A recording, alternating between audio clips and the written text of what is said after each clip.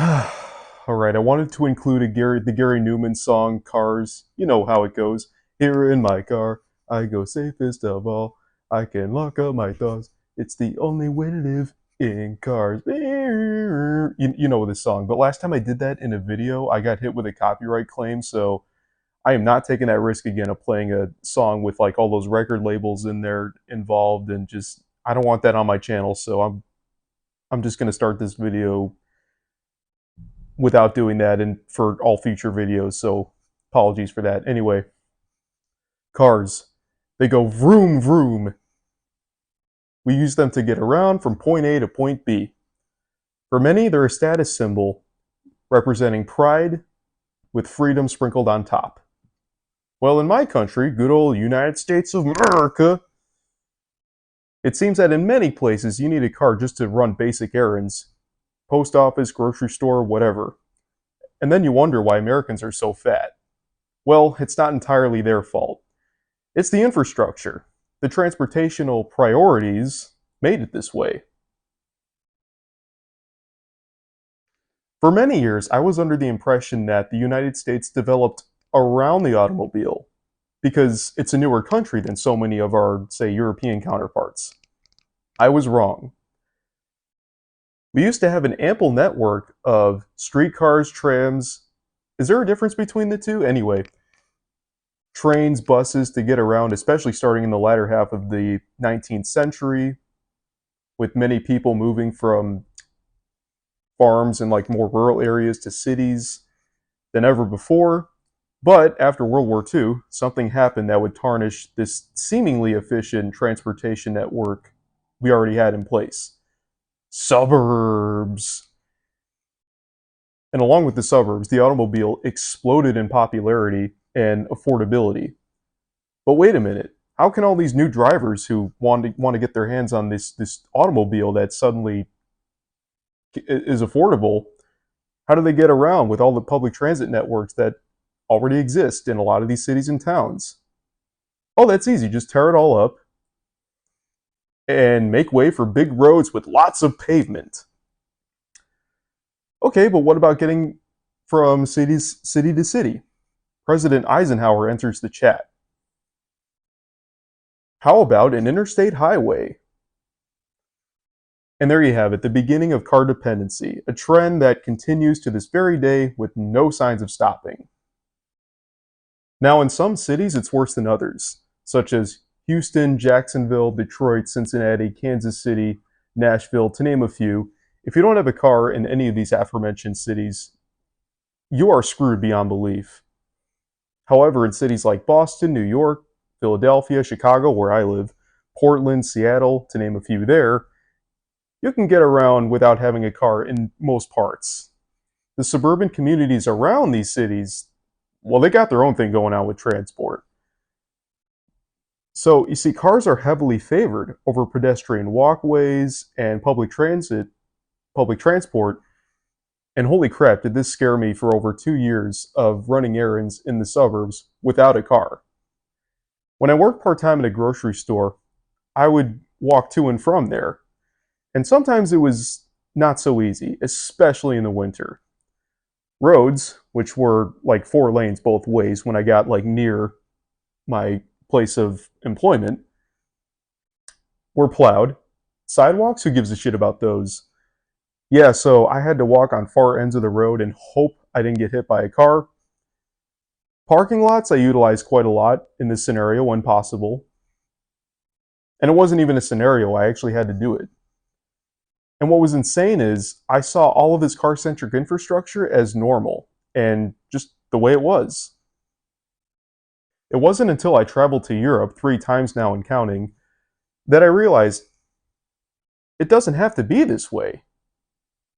Cities I traveled to give you plenty of options for ways of getting around, not just by car. Walking, cycling, bus, train, tram. Now we see all these e-scooters, which I have mixed feelings about.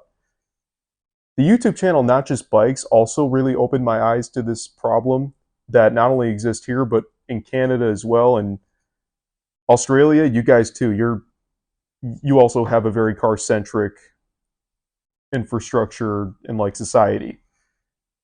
I'll post the link of this channel in the description. It's phenomenal content. He really goes into this whole issue of just car centrism and like how to really design cities and stuff like that. So go give it a watch. Anyway, it also kind of sucks that public transportation, even in cities such as the one I live in, aren't the most reliable. For a bus, for instance, you'll be waiting maybe 30 minutes when it should be coming every 15 minutes, especially at peak travel times when people are commuting to or from work.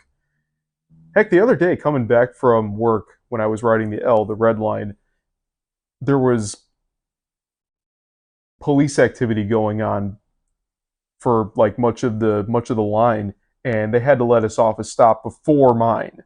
So the stop before mine, we all had to get off, and they had replacement buses to accommodate for the inconvenience. Now I opted out of that. I decided to walk the rest of the way back. It was only a little less than a mile, or for international people watching, just 1.2 kilometers. So really not that far, but so I'm like, yeah, let's just get these steps in, right? So why am I talking about all this? Well, something about me only a few people know, but most of you guys watching Engels probably don't, which is I don't drive. Now, this is mainly due to my issue with cognitive functioning and reaction time due to my autism. So, me behind the wheel of any vehicle, not just a car, not a good idea. I gave driving a chance in high school and into university, but I had near accidents and not the best environmental surroundings, like awareness of my surroundings. But I somehow managed to get my license. Person probably shouldn't have passed me, but I have it. So, but even when I got it, it's just I didn't really have much of a use for it other than showing it as a form of ID. And when I was in Helsinki at the hostel, I actually was talking to a Hungarian traveler from Hungary, obviously, and he had similar convictions to me when it came to driving, which is, well, I don't have a reason to drive. I just, or even the motivation to even get a car, that just never really came to me. So, oh, and did I mention high school? Oh yeah, high school, the magical time in one's life when you're able to drive legally and get that license, or and it's so important, and you're so cool once you get it, or so it seems. Yeah, it's really a rite of passage for a lot of people. And here you can get your learner's permit at 15 and then the license at 16. Have fun, but not too much fun.